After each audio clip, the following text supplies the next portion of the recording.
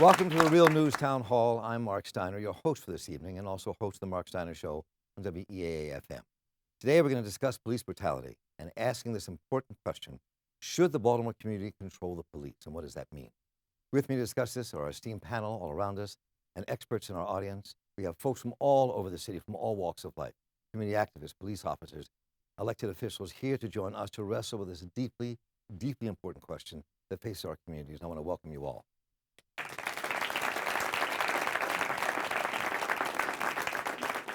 Now, before we get to these issues, let's first take a look at the question of the police department's record of abuse in our city. And reporting for Real News is Jessica Devereaux, who walks us through some of these offenses. Take a look.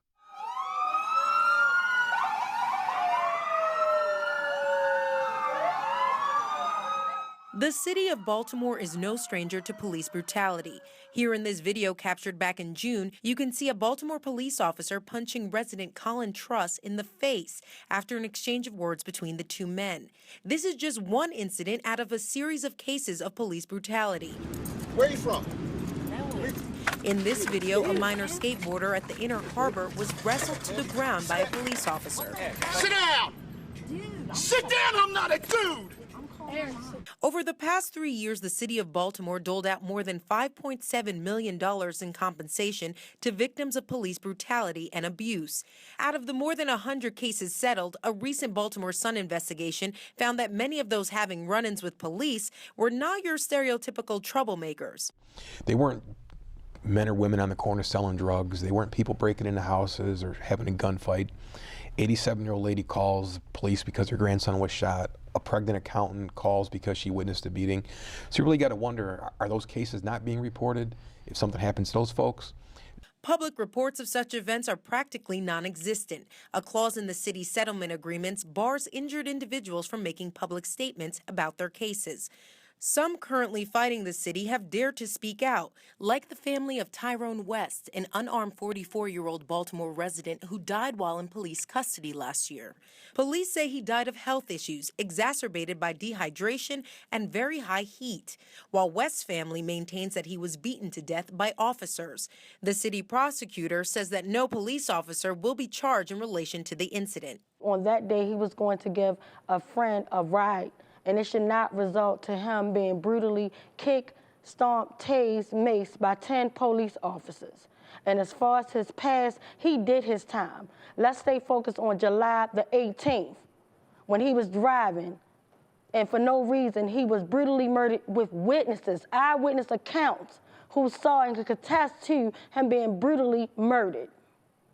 Even officers themselves have admitted to there being a culture of police brutality within the force. I recognize, and I would be a liar if I were to sit here tonight and tell you that there are those on the police department who should not wear a service weapon, a badge, and the patch that I wear.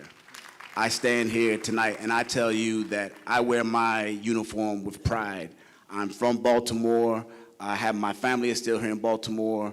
I have a host of aunts, uncles, nieces, nephews, and cousins who live in Baltimore, and I educate them about certain officers in their area because I trained them. Murder, verbal assault, and physical abuse, all by the hands of those committed to serve and protect, which at the end of the day begs the question, what is at the root of police brutality? You know, this does go back hundreds of years, and it's something that hasn't been resolved. We've made what appears to be some progress here and there along the way.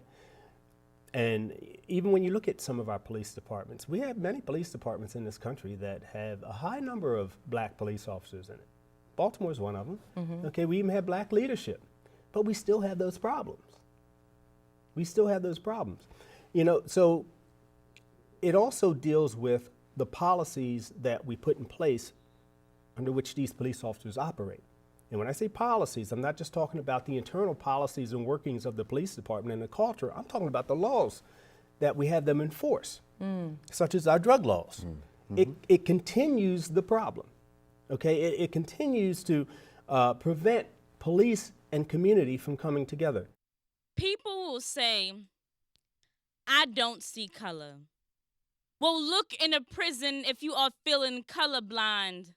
that out of the millions of people in prison, more than half are people of color, because as a nation led by Ronald Reagan, we chose incarceration instead of rehabilitation. Health issues are never addressed in the institution because the institution itself is a health issue. A retired police chief told the New York Times he was offered tanks, bazookas, and anything else he wanted. The Pentagon developed monetary incentives to ensure military practices on common people so that your mother, your brother, your sister, your aunt, your uncle are all public enemy number one. But when was the last time a SWAT team was in the suburb? Threw a grenade in a mansion without probable cause. The only difference is race. Because statistically, blacks and whites use and sell drugs at similar rates, but blacks just lack the private space.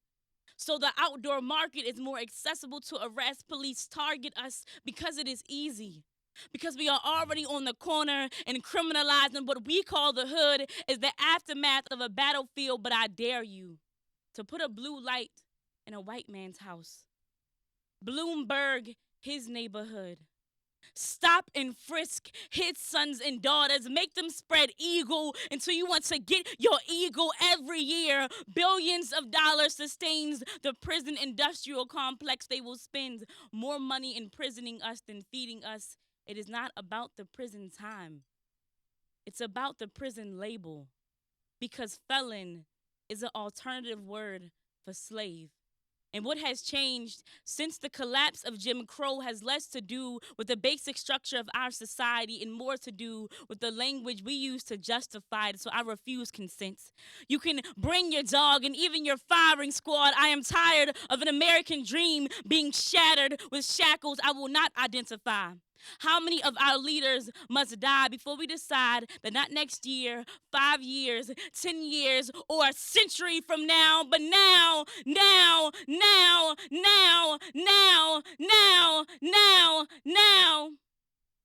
is the only time structure we will ever believe in.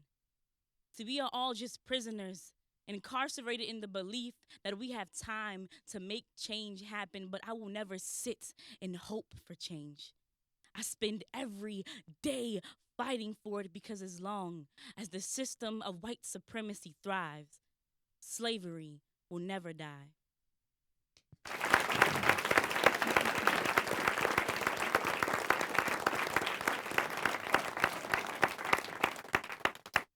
So let's begin by kind of looking at what might be at the root of this abuse and where it comes from on a bunch of different levels.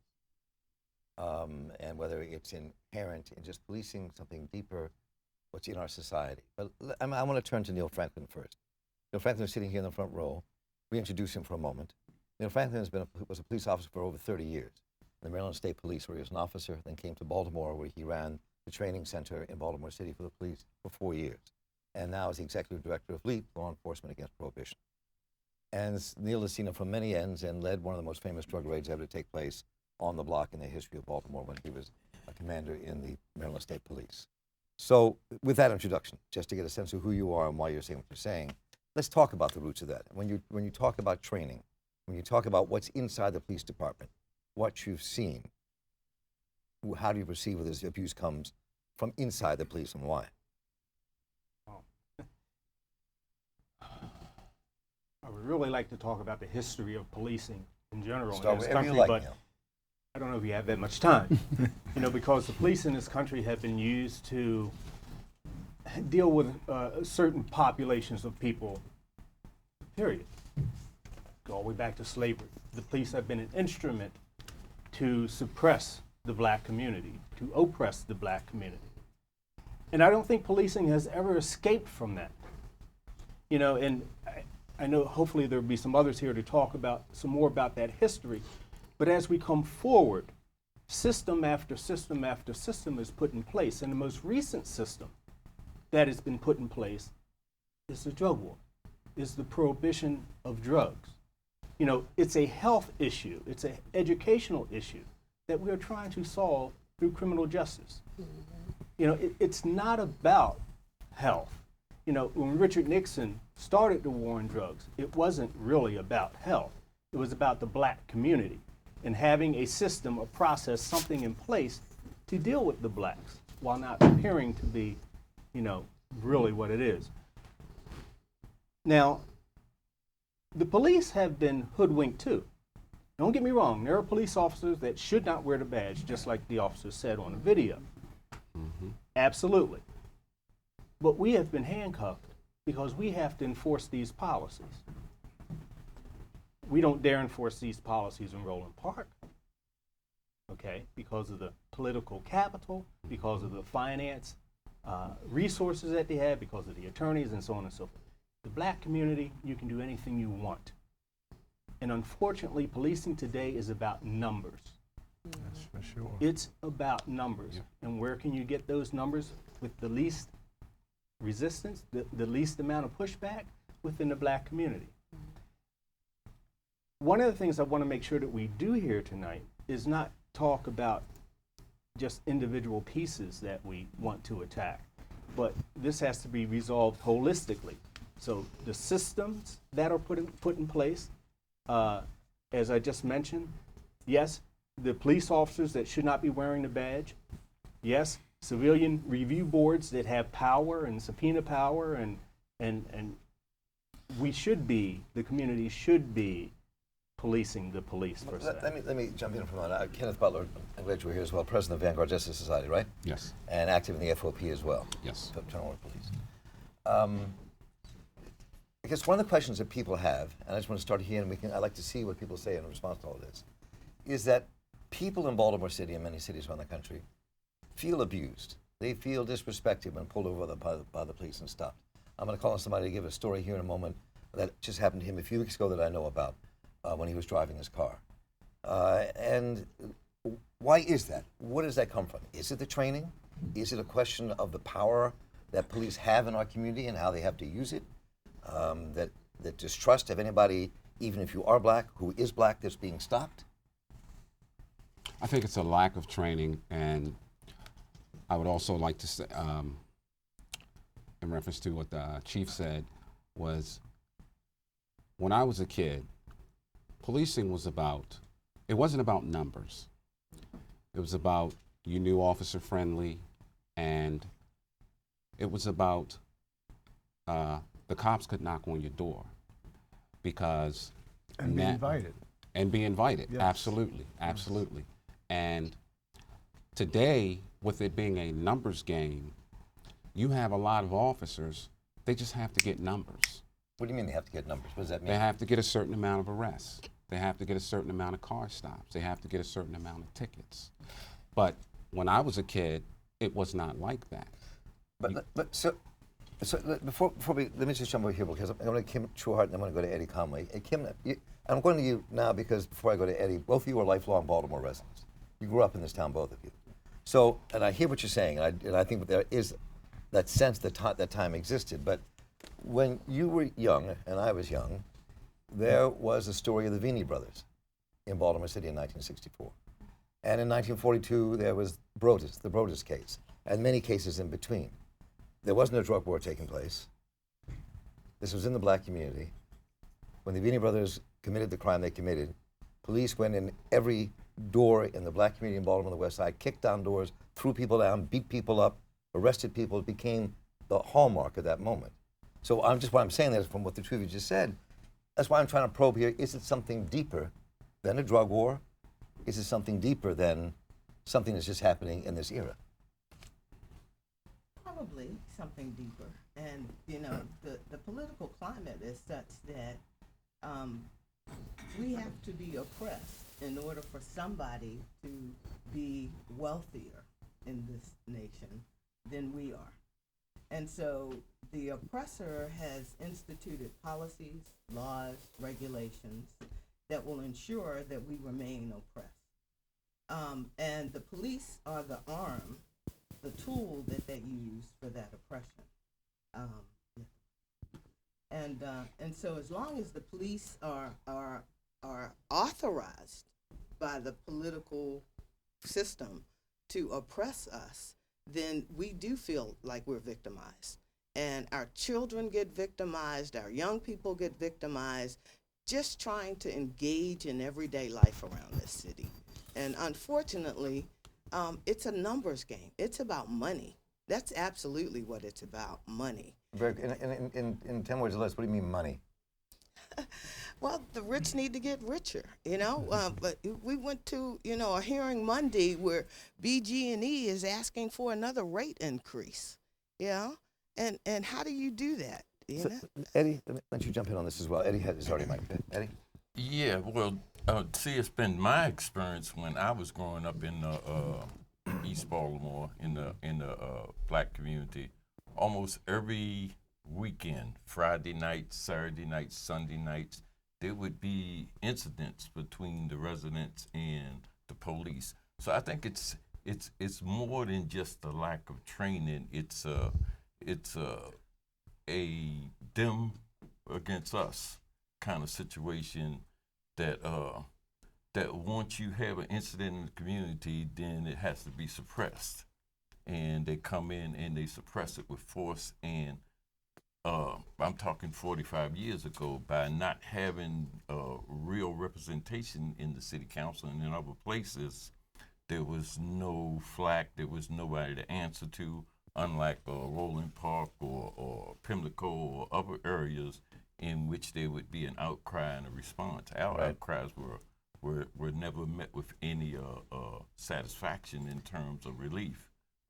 So it's more than training, it's a mental attitude that it's like war. It's a mental attitude that causes a reaction against any incident in the community. So Lisa Robinson's here, right? No. Lisa's not here? So let me go to Russell here.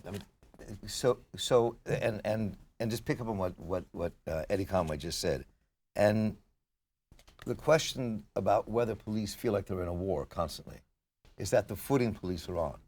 Is that what's in police mindset? Is that how the community sees the police? Is that part of what happens when you were a young patrolman getting out of your car? No, I don't think that's what's happening. I agree with the chief. I agree with Kenny. It is a training issue. I think it's a supervision issue also. Mm-hmm. But most importantly, I think it's a cultural understanding issue.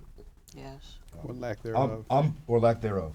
Mm-hmm. Baltimorean, like my brothers and everyone that spoke before me, Baltimoreans, grew up in Baltimore. When I became a police officer, no one had to teach me to be abusive or not to be abusive. I knew not to be abusive. I understood my people. I understood the culture. And so you could go back and I know a lot of great cops. There are some bad cops, but I know a lot of great cops. Mm-hmm. And you can go back into their files and the archives of their workforce, and you will find that no one had to teach them how to be community police officers. When we came up, just like Kenny was saying, we spoke to everybody. We knew everybody. We didn't abuse anybody. Mm-hmm. Yeah, there was times you had a scuffle, you had to get into it, right? But when it was over, it was over. Cuffs went on, fighting stopped. But let me just push a bit on this, and I hear what you're saying, and I just be clear. My nephew is a cop. I have police who were my students. I'm still very close to who have grown up, and so I know police. They were all around my house as a kid because they would use my house as a watering hole. So I've known them for a long time. You know, they came here to go take a piss, and they came to have a cup of coffee and go back on patrol. Say that again. Now, were you in the business, or you had just a resident, right? Yes, residents. But then I lived in a white. But this is a White House. Well, there were black neighborhoods that did that too. Exactly. Absolutely. But so the question is, I hear what you're saying, but I want to get to what's under this. Why is it that when police stop people in the city, there are too many cases of people being pulled out of their cars, disrespected? I thought I addressed them. It's a combination of everything. It's the cultural underflow that has never been dealt with because we keep dumping system on top of system. It's a training issue, okay? It's a supervision issue. It's all of those things that we've never been able to properly deal with because of what's being asked of these police officers and what these systems, do to our young people in the street. So let me do this. I'll get a microphone over here. D. Watkins for 1 minute, who's there in the corner. When I ask you to tell the door question, I go to the man next door. And you're about to say something, Wendell. Yeah, Wendell. Another big part of the puzzle is the lack of accountability, not only from those in the department. And you talk about that, but there's also a lack of accountability in the actual judicial system.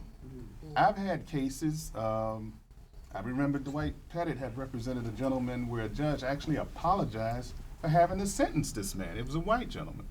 And it was that dealing with the voter suppression, black voter suppression. I can't remember the gentleman's name who you represented, but I was there for sentencing because I was interested. Sherrick.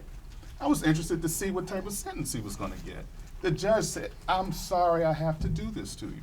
Wow. And so you have situations like that. You have police officers who will tell a lie on the stand and the judge finds your client not guilty for it. And I had that case happen to one of my clients. The judge said, "I'm sorry, officer, but based upon the evidence, I'm going to have to find this client not guilty." So you have situations like this that's not only pervasive in the police department, but you also have these attitudes that pervade the judicial system. And just doing it with the police department is not enough. That there needs to be reform in the entire criminal justice system. I think that's true. I just want to get this quick story to talk, and then let me jump in here. I'm only calling D. Watkins. D. Watkins is a young man who grew up on the East Side, is now becoming one of our region's and nation's leading young authors, and has written some incredible work. But when we were together the other night, D, you told me a story about you getting stopped. Yeah, and I just want to say that, it's not a training issue, and it's not a supervision issue. It's a humanity issue. It's when I'm in East Baltimore, when I'm down the hill, when I'm over Latrobe Housing Projects, anywhere in East Baltimore in general, there's no love. I've never heard a police officer say the word love. So many cops who I encountered, they don't police the neighborhoods with love. They don't believe in the citizens. They have no connection to the citizens, and they don't care about them. So it's easy for this guy to pound on this guy's face. It's easy for, all the stuff that goes down with cops like Mike Fry and Daniel Herschel and all the ones who live in the Baltimore Sun. It's easy for them to operate because they don't love the people they police. They don't care at all. So, that's the first thing. But, or even just to continue with that, I was telling Mark about one incident when I was pulled over, but that's just one incident. I've been pulled over so many times for so many stupid reasons, and I'm not a reckless driver at all. Like, I never go over the speed limit. I always wear a seatbelt. I'm scared to speed because I'm just not that guy. I'm not a guy who drives fast. I'm a guy who drives slow. So, it's easy for you to stop a person if you don't care about them. It's easy for you to throw that day off. I've told cops plenty of times, look, I'm a college professor. I'm a teacher. I'm not a person that's making all types of wild, crazy money. With the small amount of money I make, I pay your salary. So, this is a service. You know what I mean? Like, and it's kind of hard for me to talk to some of the cops who I talk to about. I just want to get some other folks in here, but go ahead, finish your thought. Okay, it's hard for me to talk to it's hard for me to talk to a police officer who's telling me that they honor their badge and they love their badge and they're proud wearing their badge when they know of all the things that go on and they don't do anything about it. So let me go over here first because I want to get some more women's voices in this conversation. So, and get back to the police as well. Let me go to Jill. Let me hear Jill and Tawanda very quickly say something before we come back. Some guests up here and come back to the police officers. Jill Carter. I agree with just about everything that's been said. I too was born in Baltimore and grew up in Baltimore, and I've seen a cultural change in policing from the time I was young until now. And it is that I believe that we've allowed, it is a humanity issue, but we've allowed the public perception to be changed, that the perception of our society to be changed, such that black people, poor people, are not deemed human, have no human value in the eyes of the law. And that is the problem. That's the fundamental problem. It's education and training. But, and a little bit's been said, I could talk all day about this, but in terms of policy, that's where leadership comes, and that's where it's incumbent upon those in political office, the leader of the city, the leader of the state, to make it clear that the policy is there will be no brutality. The policy is from the commissioner down to the lowest level officer up, that in every individual district, sergeant, if there's brutality, you're responsible for that. Major, you're responsible for that, so that we don't have incidents where there's not only officers that execute brutality, but those that remain in silence and do nothing about it. It should be clear that there are repercussions for all of that, and that's the way we change it. And then finally, I have to jump in because I agree wholeheartedly, but it's got to be instant accountability. It's got to be right there, immediate, on the spot. We've seen several incidents within the last 6, 7, 8 months where police have committed heinous acts and nothing happens to them until we all see the elevator video. No, something happens to them. They get promoted. That's exactly right. They get promoted. They get promoted. And I think Delegate Carter's right. It's got to be instant. And the police, as well as the citizens, need to know. When I was little and I got in trouble, I was punished instantly. My mother and father didn't wait for the video. Oh, well, let's wait, see what the video said. They took immediate action. You know, the police department, I mean to cut you off, but the police department, I don't know what these officers think, but I feel that they think that they can do what they want to do. And the citizens have lost confidence. I want to get back to the office. Let me just speak to that. The reason it's not instant, and for anybody who's been watching the news the last couple of weeks, couple of months, you know that we have a police commissioner that's frustrated with that component where he can't have immediate action.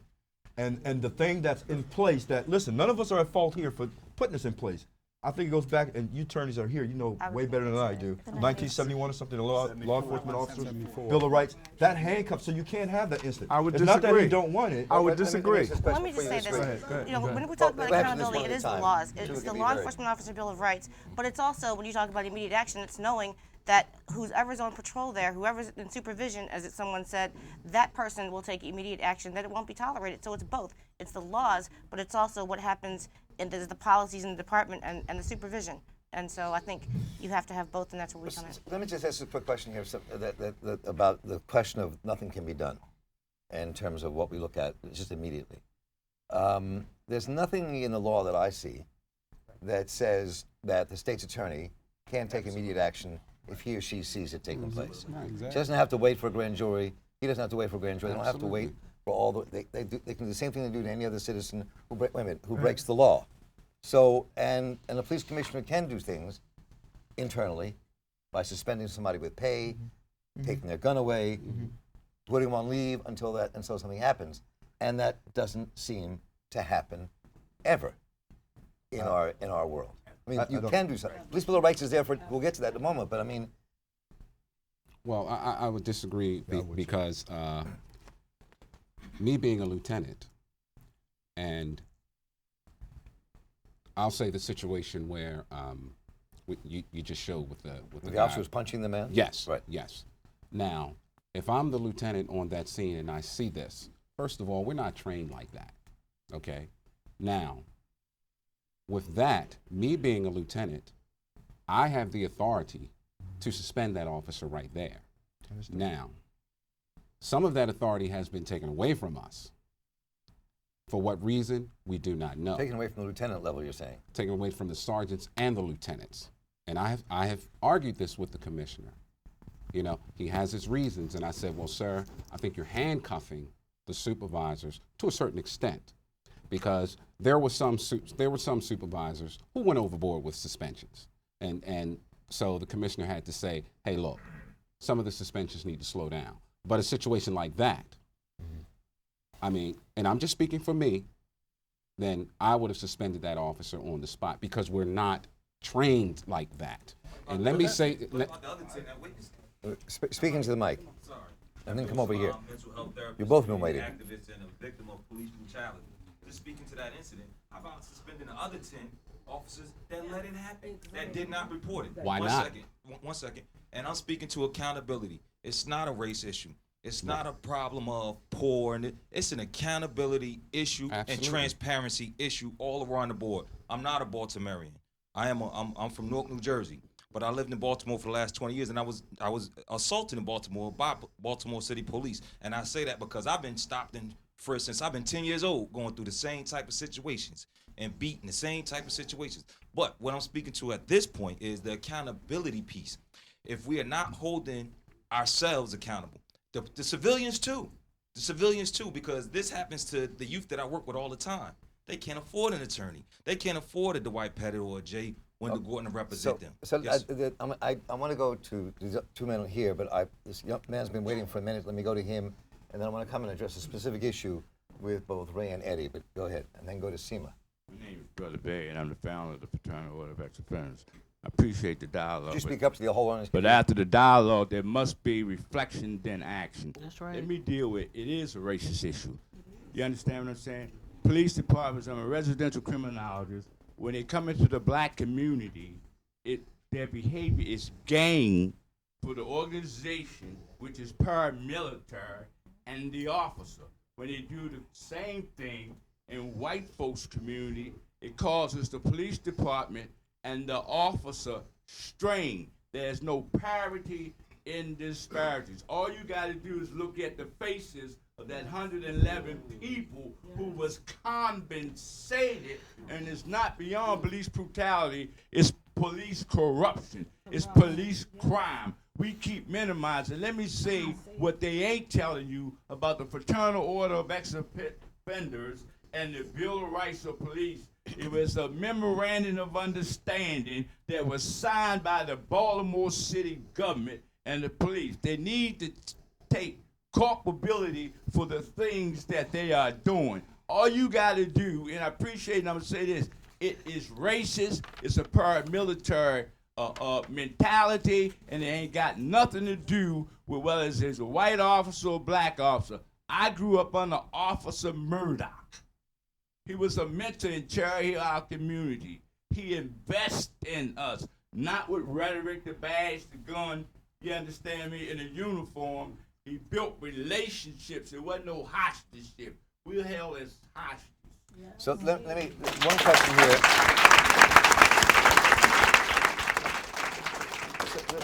Let me ask this other question here, because it was raised a few times. I think it's an important issue. I'm going to go to Eddie and let Ray jump in on this as well. And look behind me, see who's trying to talk, because I was going to get your hands. I got you, okay. The issue of poverty. We've heard a couple people say it's not poverty. But there's the issue in this country of class and race, and where poverty fits into it. If police respond to a call of a disturbance on Roland Avenue, or they have to go down to Guilford Avenue further south by Greenmount, we're going to respond differently. It has to do with class and poverty and race as well. Eddie? Yes, because I mean, basically, when you look at a police department, their primary mission is to protect wealth and property, and to protect those people that are wealthy and that own that property. And the reaction in the community is to keep the community completely under control. Those people that doesn't have any wealth and doesn't have any power, they have to maintain a certain level of control. And now what we're seeing is there's no jobs in the community for a large segment of people, so that means that there's going to be always some sort of economy going on. There's going to be illegal activity, and that activity has to be controlled, suppressed, and whatnot, so that it doesn't go to the inner harbor, or it doesn't go to people of power. And so pretty much the mandate is to control, and it goes back to what he was saying in terms of slavery. It used to be they were controlling the slave population, and then they became police forces. And in other areas in the north, in the New England states, it was to control the property for the wealth and keep those unemployed or keep anybody else that's trying to get some of that, you know. So it's really an issue of protecting the wealth.